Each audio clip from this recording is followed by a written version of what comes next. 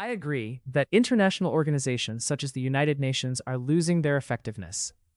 The UN was designed after World War II to prevent conflict and promote cooperation among nations. However, the world has changed enormously since 1945, and the UN's structure has not kept pace.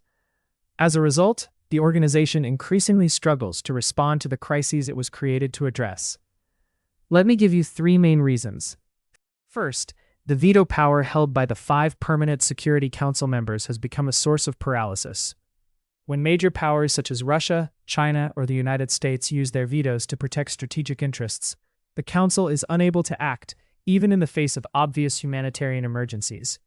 The conflict in Syria, for example, saw repeated vetoes that blocked meaningful international response while millions of people suffered. Second, member states, including the most powerful ones, routinely ignore UN resolutions when they find them inconvenient. The UN has no real enforcement mechanism beyond the willingness of its members to comply.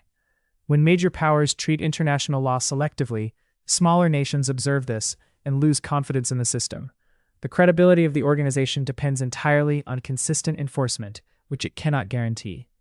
And third, the Security Council's permanent membership still reflects the balance of power in 1945, not the realities of today's world.